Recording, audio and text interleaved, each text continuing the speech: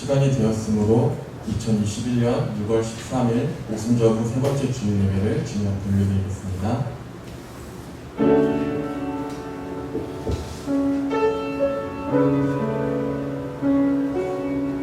수고하고 무거운 짐진 자들아 다 내게로 오라. 내가 너희를 쉬게 하리라. 나는 마음이 온유하고 겸손하니 나의 멍에를 메고 내게 배우라. 그리하면 너희 마음이 쉼을 얻으리니 이는 내 멍에는 쉽고 내 짐은 가벼우라 하시니라.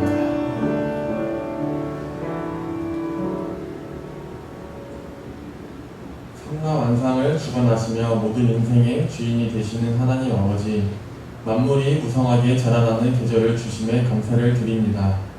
또한 지난 한 주간 동안 성령님께서 저희들 안에 거주하시면서 언행 신사를 주관하여 주시며 바르고 의로운 길로 인도하여 주신 은혜에 감사를 드립니다. 죄로 인해 죽을 수밖에 없는 저희들이 오직 예수 그리스도의 십자가 공로를 의지하여 하나님 앞에 섰습니다.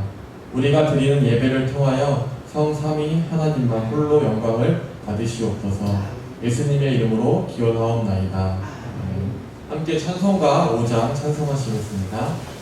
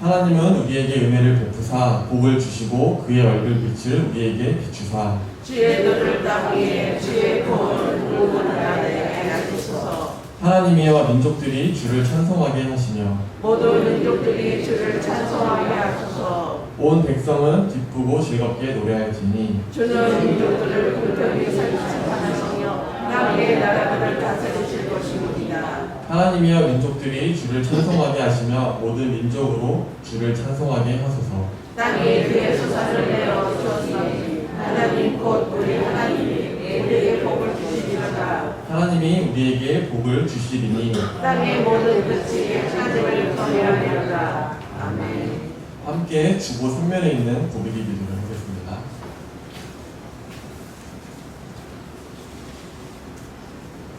긍휼이 풍성하신 하나님 아버지, 지금 같이 일어난 저희들이 자신을 돌아보며 회개합니다. 아무런 다시 없는 저희들을 하나님께서 지금하시고 죄에서 구원하시고 자녀로 삼아주셨나이다. 이렇게 하나님의 영광을 위해서 저희들은 그 사랑과 은혜를 거듭나게 되지 않았습니다. 이거는 하나님의 영광을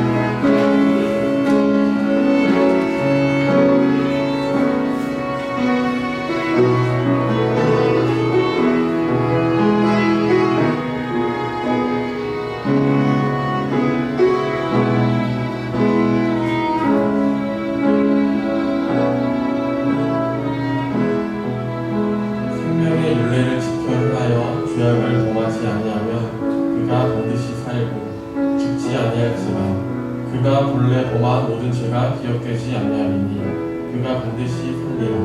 이는 정의와 공의를 행하였습니다. 나는 전능하신 아버지 하나님 제 창조주를 믿습니다. 나는 그의 일하신 자를 우리 주 예수 그리스도를 믿습니다. 그는 성령으로 잉태되어 동정녀 마리아에게서 나시고 본디오 빌라도에게 고난을 받아 십자가에 못 박혀 죽으시고 장사를 지기 4일 만에 죽자 가운데서 다시 살아나셨으며 하늘에 오르시어 전능하신 아버지 하나님 우편에 앉아 계시다가 거기로부터 살아있는 자와 죽은 자를 심판하러 오신다. 나는 성령을 믿으며 거룩한 공의와 성도의 죄와 죄를 용서받는 것과 몸의 부활과 영생을 믿습니다. 아멘. 함께 찬송가 39장 찬송하시겠습니다.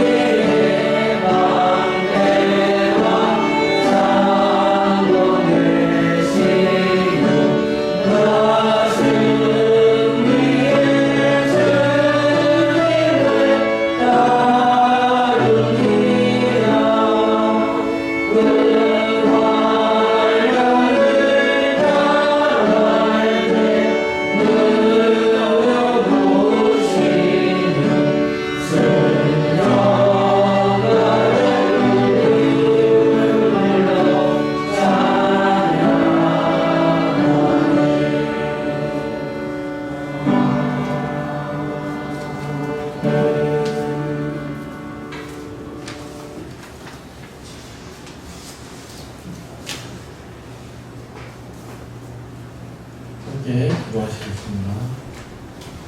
언제나 살아계셔서 역사하시는 전능하신 하나님, 오늘도 새 날을 주셔서 다른 곳이 아닌 하나님 앞에 나와 예배할 수 있게 하심에 감사드립니다. 하나님, 우리가 함께 모여 예배하는 것이 참 어려운 시대를 살아가고 있습니다. 함께 모여 예배드리고 먹고 나눌 수 있던 그런 시간들을 다 기억합니다.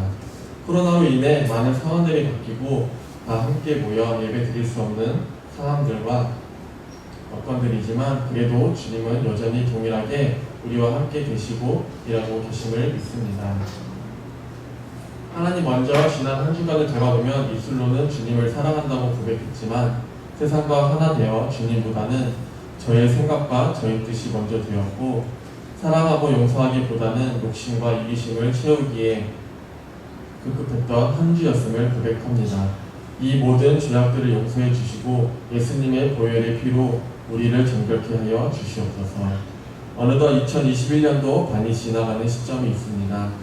코로나로 인해 많은 것들이 제자리에 머물러 있지만 이럴 때일수록 우리의 믿음은 더욱 강건케 하여 주시고 주님께서 우리의 마음을 더 굳건하게 지키며 하나님 말씀을 더욱 의지할 수 있는 저희들이 되게 하여 주시옵소서. 주님, 저희가 옛것의 더러운 것들을 버리고 새롭게 되는 은혜가 있게 하시고 말로만 하는 고백과 회개가 아닌 저희의 생각이 머리에서 몸과 행동으로 변화되는 진정한 변화가 일어나 돌고 저희들을 인도하여 주시옵소서. 이 땅에 하나님의 교회가 세워질 때 내려주셨던 성령을 지금 이 시간 저희들에게 충만히 부어주시길 원하고 예배 드리기 합당한 심령들이 되게 하여 주시옵소서.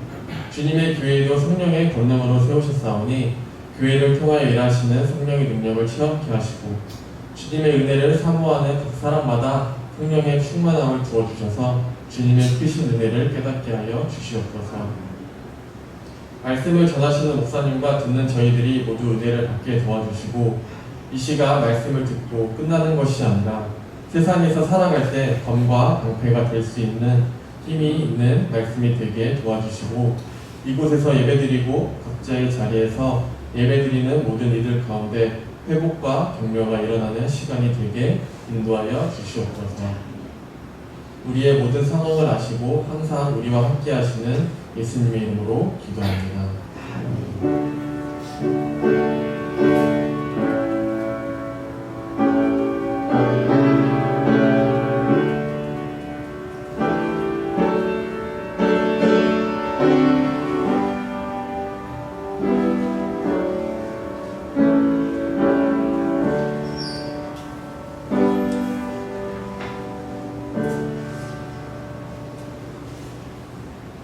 오늘의 말씀은 마가복음 4장 26절에서 29절입니다.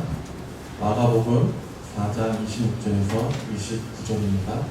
신약성경 58면에 있습니다. 마가복음 4장 26절에서 29절입니다. 제가 중독하겠습니다. 또 이르시되 하나님의 나라는 사람이 씨를 땅에 뿌림과 같으니 그가 밤낮 자고 깨고 하는 중에 씨가 나서 자라되 어떻게 들이 되는지를 알지 못하느니라. 땅이 스스로 열매를 맺되 처음에는 싹이요 다음에는 이삭이요 그 다음에는 이삭의 충실한 곡식이라. 열매가 익으면 곧 낫을 되나니 이는 추수 때가 이르렀음이라.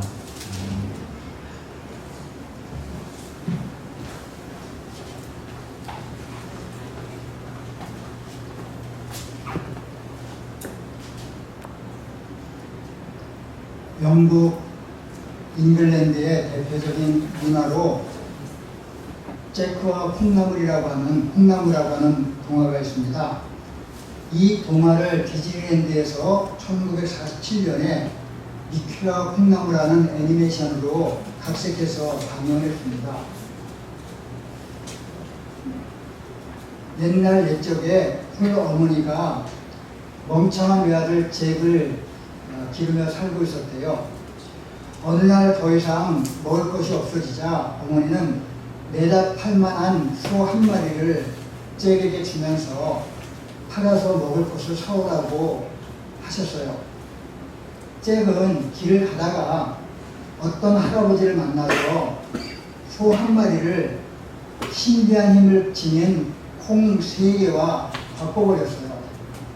화난 어머니가 그 콩을 밖으로 던졌는데 하룻밤 사이에 크고 아름다운 콩나무로 자라났습니다.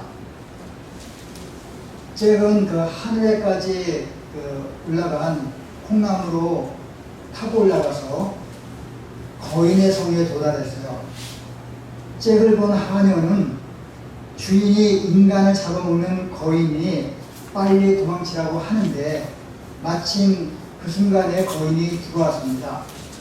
하녀는 잽싸게 잭을 숨기지만은 인간의 냄새가 난다라고 거인이 말합니다. 거인이 황금알을 낳는 닭을 꺼내가지고 놀다가 잠이 들었어요. 거인이 잠든 후에 잭은 황금알을 낳는 닭을 훔쳐서 집에 돌아왔습니다. 어머니는 깜짝 놀라면서 닭을 어디에서 가져왔는지 물어봤지만 잭은 길에서 두었다라고 불러댔습니다. 닭이 낳은 황금알은 비싼 값에 내다 팔게 되면서 집안 사정도 점점 나아지게 되었어요. 그 후에 잭은 다시 콩나물을 타고 거인의 성으로 올라갑니다. 거인은 이번에는 금화와 은하가 든 자루를 꺼내어서 세면서 놀다가 잠들었고 이건 역시 잭에게 털렸습니다. 세 번째로 잭이 올라갔을 때에 거인은 노래하는 하프를 꺼내가지고 놀다가 또다시 잠들었어요. 잭이 노래하는 하프를 가지고 가려 할 때에 하프 소리가 나는 바람에 거인이 그 소리에 깨어서 일어났어요.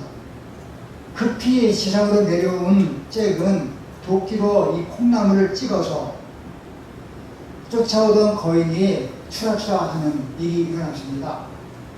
그 뒤에 부자가 된 잭은 어머니와 함께 행복하게 살았답니다. 잭이 노래하는 하프를 들으면서 일을 하다가 공주님의 마음에 들어서 공주님과 결혼했다고 하는 다른 이제 버전도 있습니다. 아무튼 저는 이 말씀을 묵상할 때에 또 들을 때마다 이 잭과 콩나무, 그 애니메이션 그 미키와 콩나무라고 하는 그것이 생각이 납니다. 당시에 팔레스타인에서 농부는 씨 뿌리기 전에 먼저 밭에 있는 돌멩이를 깨끗이 골라내야 됐습니다. 아무리 옥토라 하더라도 그 토질의 특성상 골라내야 될 돌이 많이 있었어요. 농부는 일일이 손으로 돌을 골라서 밭의 경계 지역에 쌓았어요. 그렇게 해서 쌓인 울타리는 자연스럽게 그 밭의 경계가 되었답니다. 저는 이제 제주도에 가니까 제주도에도 그러한 비슷한 일들이 있었어요. 제주도에 그 돌담이 많은데 그 밭에 있는 돌을 골라내면서 그것을 옆에 쌓아놨는데 그것이 바로 경계의 담이 되었다 하는 얘기를 들었는데 옛날 팔레스타인에서 그런 일들이 있었다고 합니다. 정성스럽게 밭에서 돌을 골라낸 농부는 쟁기로 밭을 갈고 씨를 뿌렸어요. 씨를 뿌릴 때에는 씨 주머니를 들고 밭을 오리내면서 밭에 한 움큼씩 흩뿌렸습니다. 씨 뿌리기가 끝나면은 씨앗이 덮이도록 쟁기로 밭을 갈거나 나뭇가지를 매단 나귀로 밭을 갈았어요. 흙으로만 덮인 그 씨앗이 싹이 나기 시작하면은 어린 새싹을 뜯어먹는 새들을 쫓기 위해서 가족 중에 어린아이들이 살아있는 허수아비 역할을 하기도 했습니다. 그리고 김도 메었다고 합니다.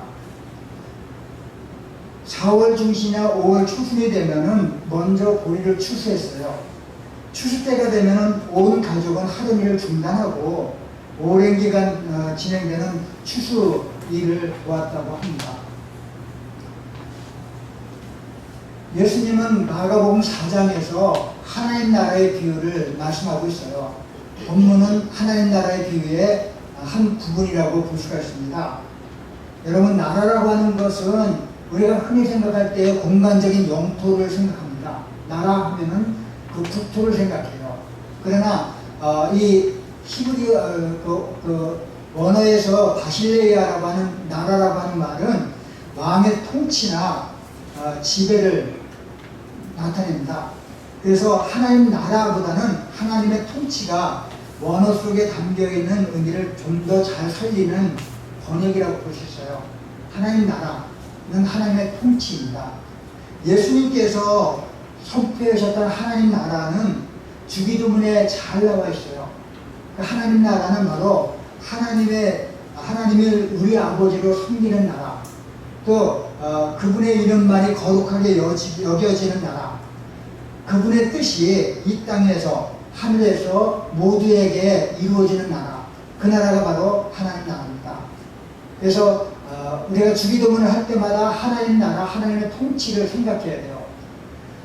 하나님이 우리 아버지가 되시고 그분의 이름에 거룩하게 여김을 받으시고 그분의 뜻이 이 땅에서 하늘에서 이루어진 것 같이 이 땅에서 이루어지기를 원하는 것, 이것이 바로 하나님 나라의 통치, 하나님 나라를 잘 말씀하고 있는 의미라고 볼 수 있어요. 그런데 그 하나님 나라는요, 예수님 안에서 실현되고 또 예수님을 통해서 실현됩니다. 그러므로 예수 없는 하나님 나라는 없습니다. 예수님은 마가복음 4장에서 하나님 나라의 비유를 여러 가지로 말씀하시는데 그런데 꼭 서두에 무슨 말씀을 하시냐면 하나님 나라는 이와 같다라고 하는 말씀을 꼭 서두에서 사용해요. 그 비유가 바로 하나님 나라를 사람들에게 잘 알려주기 위해서 예수님이 사용하셨던 서두의 문장은 바로 하나님의 나라는 이와 같다 하는 말씀을 많이 사용하셨어요. 본문에서 예수님께서는 하나님 나라가 네 가지의 단계를 통해서 완성된다는 사실을 말씀합니다. 하나님의 나라는 한순간에 이루어지는 것이 아니라 네 가지의 단계를 통해서 점진적으로 이루어지는 나라, 그것이 바로 본문에서 말하는 하나님의 나라의 성격이라고 이렇게 볼 수 있어요. 그 첫 번째 단계는 무엇인가 하면은 씨가 땅에 뿌려지는 단계다 이렇게 볼 수 있어요. 우리 26절 말씀을 같이 읽겠어요. 시작. 또 이르시되 하나님의 나라는 사람의 씨를 땅에 뿌린다고 하니, 여기서 씨를 뿌린다라고 하는 말씀이 납니다. 씨를 땅에 뿌린다 하는데 이 뿌린다라고 하는 말은 던진다라고 하는 말입니다. 당시에 농부는 씨 주머니를 차고 그 씨를 그냥 한 움큼씩 그 땅에 뿌렸어요. 뿌리는 것은 던지는 거예요. 그러니까 땅에 씨를 던지는 행위를 했다는 것이지, 그것이 바로 뿌린다는 것입니다. 당시에 농경법을 모르는 사람들, 농사를 직접 지어보지 못한 사람들은 농부에 대해서 부정적인 평가를 합니다. 농부가 정성스럽게 씨를 심지 않고 씨를 땅에 뿌리고 던진다고 하는 말을 했기 때문에 농부에 대해서 굉장히 부정적인 관점이 있었어요. 그런데 여기 농부가 씨를 뿌리고 땅에 씨를 던진다고 하는 의미 속에서 우리가 알 수 있는 것은 농부는 씨가 자라남에 아무런 역할도 기여도 하지 않았다라고 하는 뉘앙스가 그 안에 담겨 있어요. 농부가 씨가 자라난 데 있어서 어떤 역할이나 기여도 하지 않았다 하는 것이 바로 씨를 땅에 던진다, 뿌린다 하는 말 속에 담겨 있습니다. 하나님 나라에 대한 두 번째 단계가 있어요. 그 두 번째 단계는 바로 씨가 나와서 자라는 단계입니다. 27절 말씀을 같이 읽겠습니다. 시작. 그가 만나를 자고 빼고는 중에 씨가 나서 자라되 어떻게 그리 되는지를 알지 못하느니라. 씨를 뿌린 농부는 밭을 갈지도 않고 물을 주지도 않습니다. 농부가 한 일이 뭘까요? 밤낮 그가 자고 깨고 하는 것밖에 없어요. 여기서 밤낮, 밤이 낮보다 앞서고 자는 것, 자고 깨고 자는 것이 낮 깨는 것보다 앞서는 것, 까닭은 바로 여러분들 잘 아는 것처럼 유대 나라에서 하루가 해가 질 무렵부터 시작되기 때문에 밤이 낮보다 자는 것이 깬 것보다 앞선다 이렇게 볼 수가 있어요. 농부가 밤낮 자고 깨고 하는 동안에 씨가 나서 자랍니다. 농부는 도대체 어떻게 씨가 나서 자라는지 전혀 알지 못해요. 씨앗이 아무도 알아차리지 못할 정도로 지속적으로 은밀하게 자라났다는 거예요. 씨는 아무도 알지 못하는 사이에 지속적으로 은밀하게 자라. 이것을 옛날 번역에서 뭐라고 표현하면 저절로 자란다. 농부는 지금도 씨를 뿌려놓고 열매가 맺힐 때까지 기다리는 수밖에 없어요. 좋은 열매를 맺기까지 적당한 때에 비가 오고 또 바람이 불고 햇살이 비추는 것은 농부의 소관이 아니에요. 씨가 스스로 자랄 수 있도록 그 과정마다 역사하신 분은 창조주 하나님이신 것을 믿습니까? 여기에서 농부와 하나님의 역할이 비교되어 나타나요.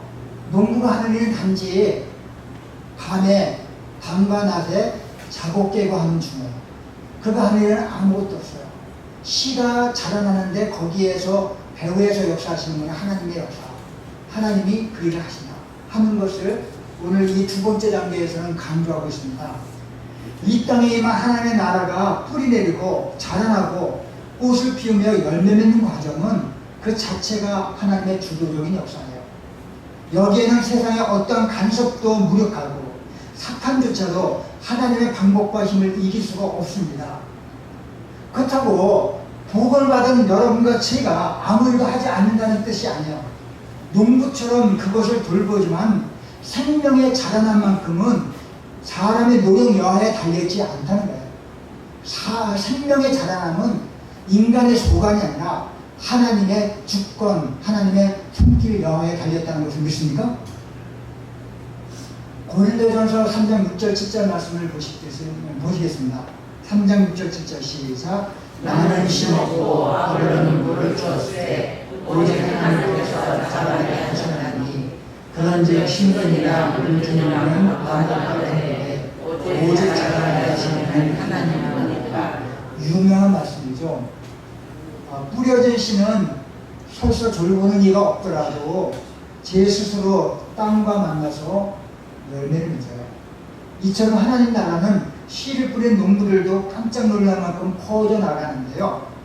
이는 세상의 그 삶을 허락하신 하나님의 주권과 선교에 대한 인정입니다.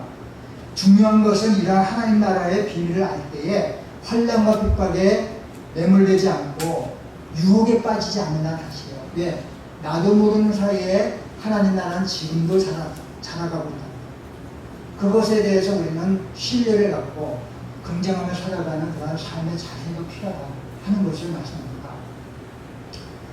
이종식 선교사라는 분이 쓴 글을 잠깐 소개를 합니다. 선교를 가면 항상 주님의 이름으로 도움을 받는 원주민들은 당연히 받아야 할 것처럼 받는다. 마구 불평하면서 왜 더 주지 않느냐라고 따지는 분도 있다. 그들을 위해서 일하여 갈 것만 선교지의 대다수의 교회에서 감사하다는 말 한마디 없을 때도 있다.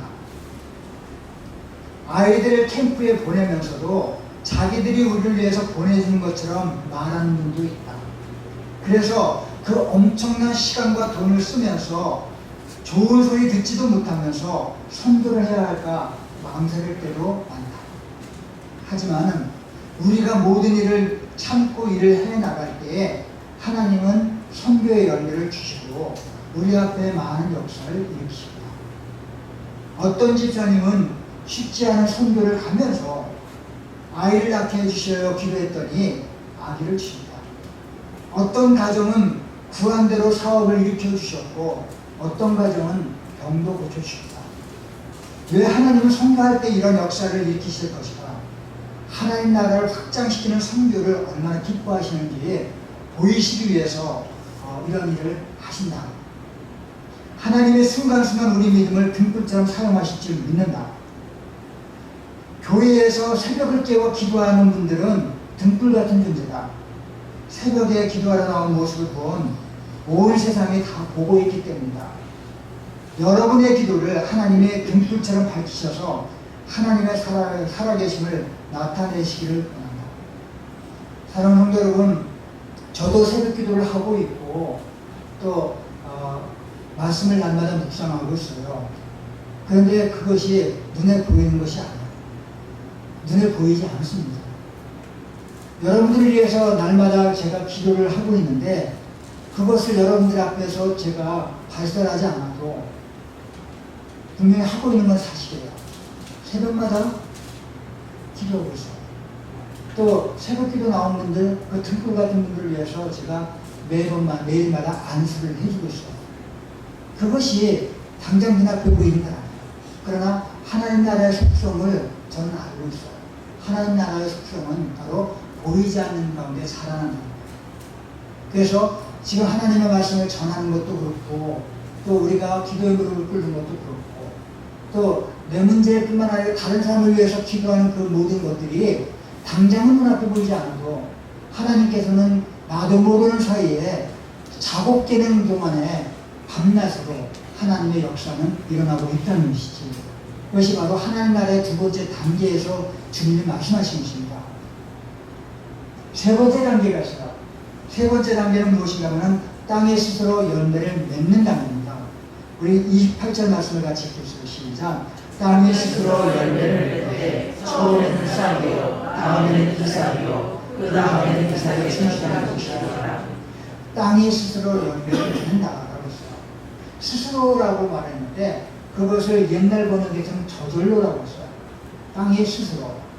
그것은 바로 사람의 어떤 그 손길이 닿지 않고 자연적으로 사람의 노력 없이 하는 말이 바로 스스로입니다. 그런데 싹을 내고 이삭을 내고 충실한 곡식을 내는 것이 모두 농부의 노력 때문이 아니라 바로 땅이 스스로 하는 일이라고 말합니다. 그것이 바로 28절 말씀입니다. 하나님 나라는 고군분투하는 천년가들로 인하여 빨리 오지 않아요. 하나님 나라는 다가올 시간을 계산하며 초조해하는 사람들에게 어울리하지 않는 것입니다. 대신에 전폭적으로 신뢰하면서 그분의 역사하심을 인정하고 여유롭게 하나님 나라를 향해서 묵묵히 걸어가는 사람들을 통해서 하나님 나라가 지금도 세워지고 있다는 것입니다. 여러분, 제가 어렸을 때는 종말에 대해서 관심이 참 많았어요. 그래서 이제나 저제나 하나님 나라가 올까, 또 언제 이 지긋지긋한 세상이 없어지고 사라지고 하나님 나라에서 우리가 예수님 만날 수 있을까? 그 임박한 종말관, 또 이제 정말 하나님 나라가 오기를 원하는 마음이 바로 1990년에 이제 이장님이라고 하는 다가올 미래를 대비하라고 하는 그러한 이단을 통해서 잘 나타났어요. 그것을 가리켜서 우리는 시한부 종말론이라고 합니다. 대개 시한부 종말론자들은 조급합니다. 그리고 자기가 계산한 것에 맞춰서 하나님 나라가 임하기를 원해요. 그러나 하나님 나라는 그러한 사람의 기대와는 다르게 결국 농사는 농부가 씨를 뿌리고 나서 기다리는 수밖에 없어요. 그렇다고 이 비유는 하나님이 인간의 노력과는 상관없이 하나님 나라의 완성을 이루실 것을 말하는 것이 아니에요. 하나님 나라는 궁극적으로 하나님 자신의 뜻에 의해서 이루어져요. 하지만 하나님 나라는 씨를 뿌리는 농부가 있어야 됩니다. 다시 말하면 농부가 씨를 뿌리기 전에 과연 열매를 맺을까 걱정하지 말고 계속해서 농부는 씨를 뿌려야 돼요. 내가 뿌린 씨를 통해서 하나님 나라는 자라나고 이루어진다는 거예요. 밭에 뿌리는 씨는 스스로 싹을 내고 이삭을 내고 충실한 곡식을 냅니다. 그것은 하나님의 주권에 따른 것이지만은 그러나 하나님은 사람의 손을 통해서 역사하셔. 그래서 씨를 뿌려야 돼. 그리고 그 곡식을 돌봐야 돼. 그래서 그것이 자라나서 열매를 맺기까지 사람들의 돌봄이 필요하다는 것을 여기서 말씀합니다. 그러나 분명한 것은 모든 주권과 손님은 하나님의 손에 달려 있다는 것. 그것이 세 번째 단계에서 우리에게 보여주는 메시지입니다. 네 번째 단계에서 보면은 농부가 낫을 되는 단계입니다. 그 열매가 익으면 농부가 추수합니다. 이것이 하나님의 나라가 완성되는 시점이라고 볼 수 있어요. 29절 말씀을 같이 읽겠습니다. 시작. 열매가 익으면 거를 만들려나니 이는 추수때가 이르렀습니다. 농부는 땅에 스스로 그 열매가 익으면 낫을 지어서 추수를 합니다. 씨앗이 자라서 추수때가 되면 그것이 바로 예수님이 말씀하신 하나님 나라가 완성되는 시기입니다. 여기서 낫이 나옵니다. 낫은 하나님의 심판의 도구를 말하는 것입니다. 낫을 된다라고 했는데 된다라고 하는 말은 사명을 부여해서 보낸다고 하는 뜻이 있어요. 그러니까 낫을 된다. 낫이 보내진다는 거예요. 근데 낫은 사명을 띠고 보내진다. 어떤 사명? 곡식을 알곡을 거두어들이는 사명을 띠고 가는 거예요. 그러니까 다시 말하면은 추수 때에 낫이 중요한 임무를 띠고 파송된 도구라고 하는 거예요. 하나님은 낫을 도구로 사용하셔서 이제 추수의 일을 감당하게 하신다는 거예요. 여기에서 우리가 분명히 알 수 있는 것은 무엇인가 하면은 하나님 모든 것의 주권자가 되신다는 거예요. 낫도 추수꾼도 다 하나님의 손에 들려진 파송받은 존재라고 하는 거예요. 그것이 바로 낫을 댄다고 하는 말 속에 또 하나님이 보내시는 추수꾼이라고 하는 그 말 속에 있다고 하는 것입니다. 이 비유를 통해서 예수님이 우리에게 전하시고자 하는 하나님 나라의 특성이 뭘까? 네 가지를 말씀을 드리겠습니다. 첫째는 단계가 있다는 거예요. 단계가 있다. 씨앗은 싹과 이삭과 곡식, 추수의 단계를 밟아서 자랍니다. 하나님 나라는 한순간에 이루어지는 것이 아니에요. 점진적으로 서서히 단계를 밟아서 이루어져요.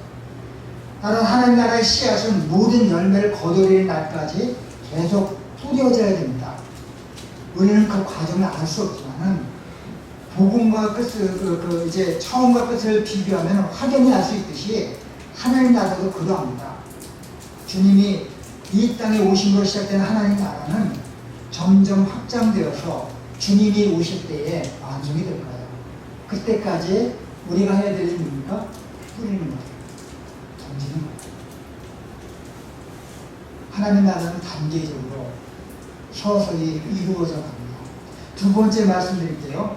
두 번째 우리가 이 말씀 속에서 발견할 수 있는 메시지는 무엇인가 하면은 씨가 자라나서 열매를 맺는 모든 과정은 다 하나님의 주권 아래에 있다는 거예요. 땅이 스스로 열매를 맺습니다. 여기에 아무도 방해하거나 간섭할 수가 없습니다. 하나님 나라는 지금도 어느 누구의 방해를 받지 않고 착착 세워져 가고 있어요. 여러분, 하나님 나라 방해하는 사람들이 많아. 그리고 말씀을 참 우습게 여기는 사람도 많아. 그러나 분명한 것은 누가 뭐라고 하든 간에 하나님 나라는 지금도 세워져 가고 있어요. 이거는 누구의 간섭이나 방해를 받지 않고 지금도 세워져 가고 있다. 세 번째 여기에서 주는 메시지는 무엇인가 하면 씨를 심고 가꾸고 돌보는 농부는 하나님의 동역자입니다. 하나님은 사람들을 통해서 당신의 나라를 지금도 세워가고 있다는 거예요. 아까 저희가 고린도전서 3장 6절 7절 말씀을 읽었는데 나는 심었고 아볼로는 물을 주었을 때 오직 하나님께서 자라나게 하신 거예요. 그런즉 심는 이나 물 주는 이가 아무것도 아니거든 오직 자라게 하시는 하나님뿐입니다. 하나님이 일을 하셔요. 근데 하나님은 사람을 통해서 일을 하셔요. 저도 여러분들도 하나님의 동역자입니다.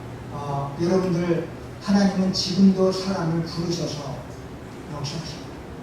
과정마다 사람이 필요해요.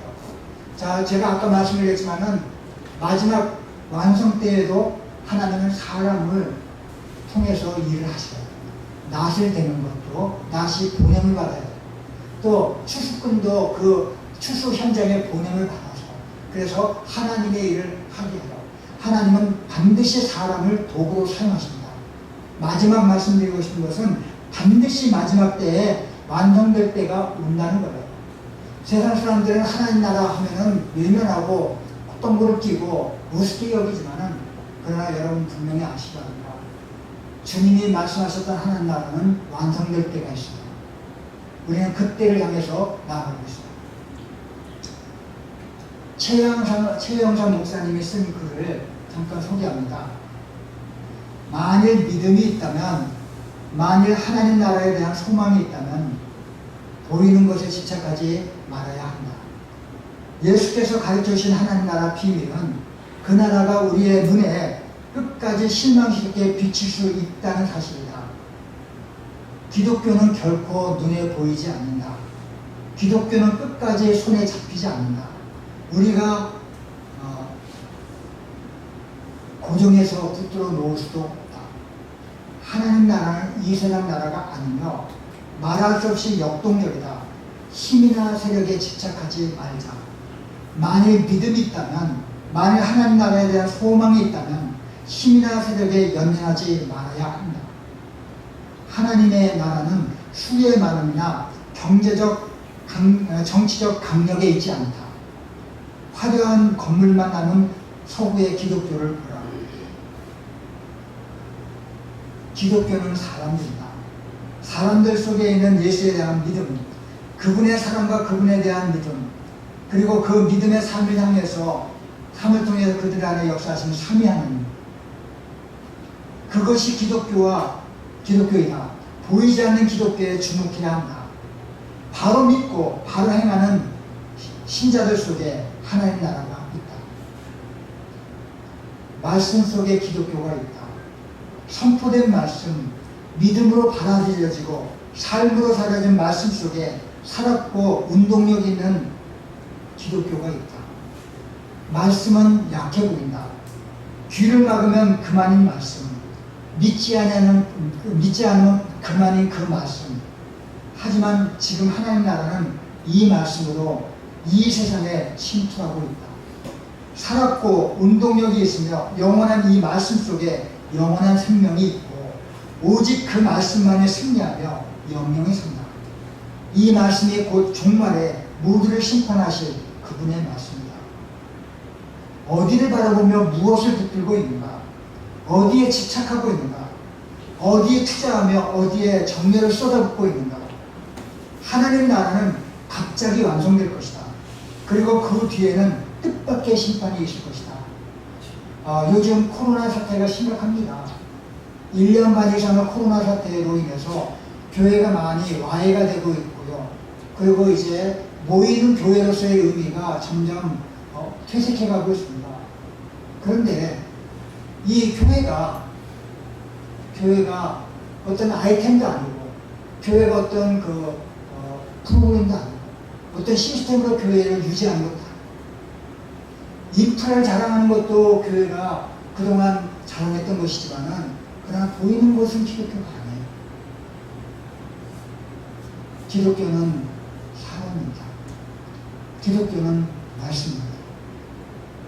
우리 교회가 앞으로 추구해야 될 방향은 무엇이냐면, 건물을, 어떤 파워를, 세상의 장악력과 영향력을 아니에요. 그런 것보다도 이 교회가 하나님 나라를 지향하는 교회라고 한다면 이 교회는 본질을 잡고 하나님 앞에 기도하면서 사람을 세워가면서 그 안에서 역사하시는 하나님의 주권을 인정하며 살아가는 우리의 사랑하는 동행교회가 되어야 될 줄 믿습니다.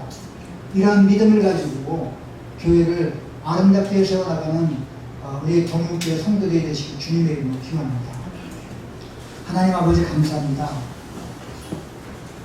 저절로 자라는 하나님의 나라, 그 씨앗이 땅에 던져졌을 때에 사람들은 그 일을 위해서 아무것도 할 수 없지만, 그러나 그 씨앗이 나서 싹이 트고 이삭이 나고 또 잎이 피고 꽃이 피고 열매를 맺을 때에 그 모든 과정에 생명이 자라는 역사 속에 하나님의 손길과 주권이 있음을 믿습니다. 하나님 나라는 지금도 우리 안에서 자라나고 있고 완성을 향해서 나가고 있습니다. 주님이 이런 일들을 우리가 말씀 속에 바라보면서 주님의 말씀을 붙잡고 나가는 사랑하는 동행교회 모든 성도들 되게 축복하여 주옵소서. 예수님의 이름으로 기도합니다. 아멘.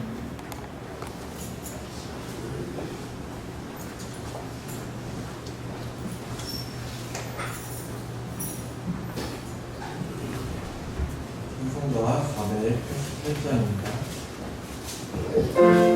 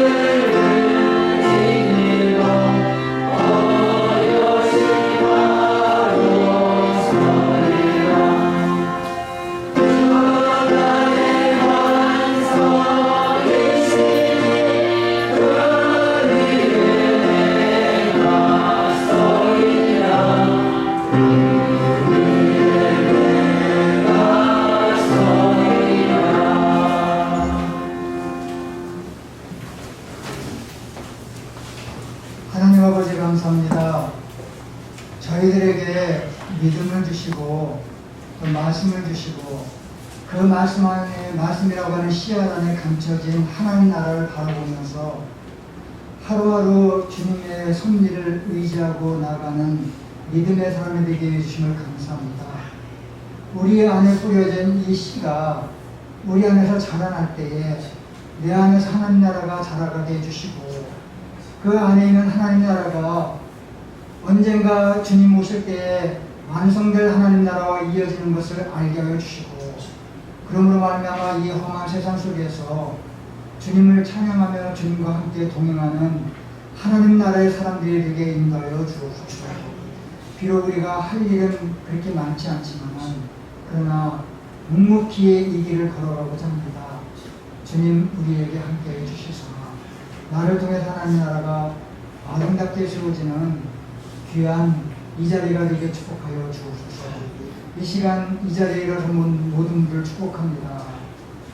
기독교는 사람이고 기독교는 말씀이고 기독교는 정말 보이지 않는 실체라고 말씀했는데 하나님 아버지 우리가 이 험한 세상에서 우리들이 갖고 있는 것이 미약하고 소망을 요구하고 있는 것이지만 그러나 이 길을 향해서 묵묵히 걸어갈 때에 아버지의 선한 뜻이 이루어지는 우리 모든 성도들의 발걸음이 되게 하여 주옵소서.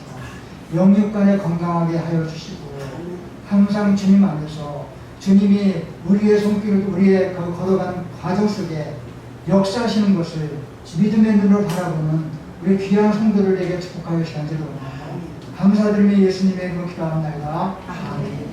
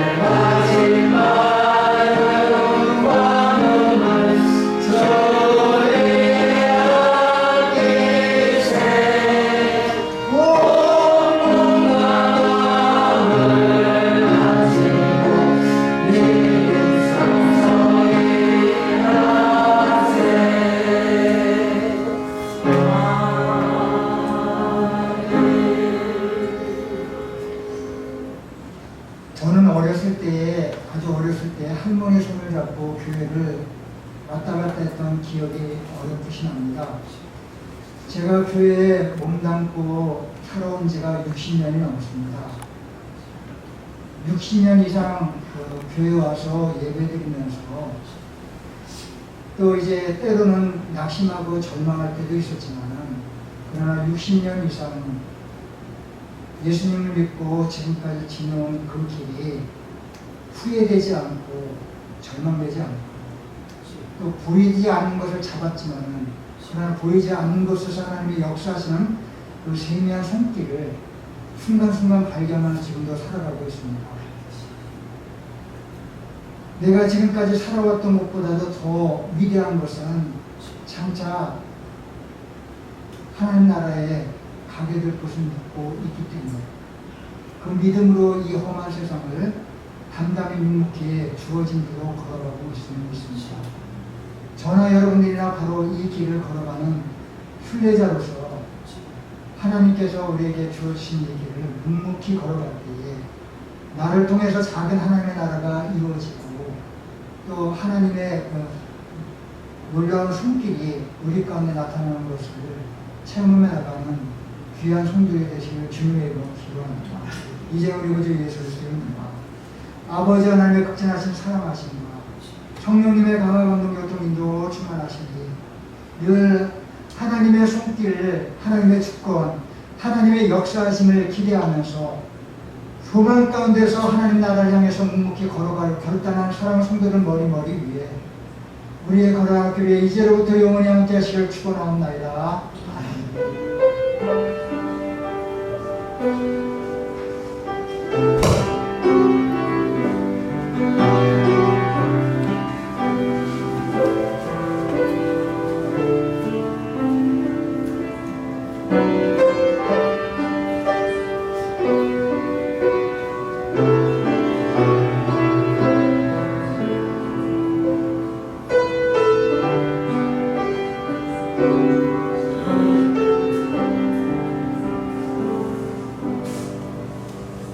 잠시 자리에 앉아주시기 바랍니다. 이렇게 한 주 한 주 지나는 것이 하나님의 은혜입니다. 정말 힘들고 어려운 그런 전염병 시간을 보내고 있지만 그런 가운데서도 우리 이렇게 건강하게 또 예배 때마다 만나서 예배 드리는 것이 얼마나 귀한 하나님의 은혜입니다. 그래서 매주마다 제가 이렇게 일부 예배 때 광고하는 것도 하나님의 은혜입니다. 그리고 이제 우리 성도들을 만나서 이렇게 대면 예배, 비록 축소된 대면 예배지만 이렇게 만나는 것도 하나님의 은혜입니다. 그래서 이렇게 지내면서 모두가 다 정말 하나님 앞에 가는 그날까지 건강하게 지내시기 바랍니다. 다 건강하시기 바랍니다. 이제 여기 말씀에 나온 것처럼, 강조에 나온 것처럼, 이번 주 수요일 날 기도는 윤순례 권사님이십니다. 그리고 2부 예배 후에 3, 4분기의 정비 재집계를 오랜만에 하겠습니다.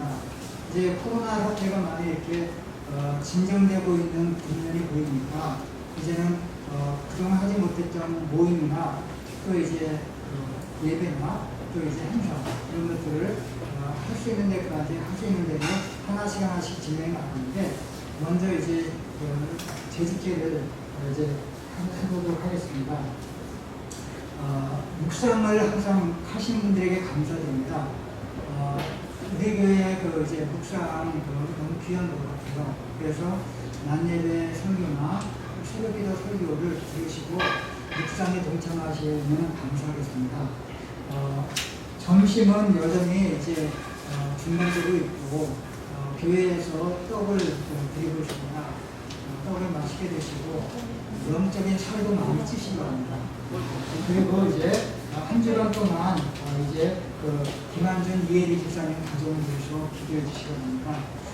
정말 이제 온 가족이 건강할 수 있도록 직장과 학업과 육아로 바쁜 3인에게 주님을 경험하고 이를 공유하는 내일이 되기를, 아직 주력 경험이 없는 주원에게 가정예배를 통해 믿음의 씨앗이 심겨지기를, 이렇게 기도의 제목을 주었습니다. 김한준 집사, 이혜리 집사님이 매주만 나오지 못하지만은 멀리 가양동에서 우리 교회를 잊지 않고 나옵니다. 그리고 이제 가끔 지원이 되고 어떤 때는 이제 주어진 이제 책임을 감당하기 위해서 이제 멀리서 교회를 나오는데 많이 사랑하는 마음으로 한 주간 동안 기도해 주시면 감사하겠습니다. 이번 한 주간도 건강하게 지내시다가 항상 이제 다음 주에 만날 때에 항상 이 자리에 앉아주시면 감사하겠습니다. 우리 보니까 앉은 자리 똑같이 앉더라고요. 매주마다 항상 장수기 권사님은 거기 앉고 김대원을 하면 거기 앉고 이제 정진호 권사님과 박문을 하면 거기 앉고 박영호 권사님 하면 거기 앉고 대표적으로 몇 사람만 얘기했는데 항상 거기 앉은 자리가 비면 안 되겠죠. 다음 주에도 그 자리에 항상 여전히 앉아서 예배드리면서 주님을 찬양하는 우리 용기 성도들이 되시기 바랍니다. 반갑습니다. 안녕히 가십시오.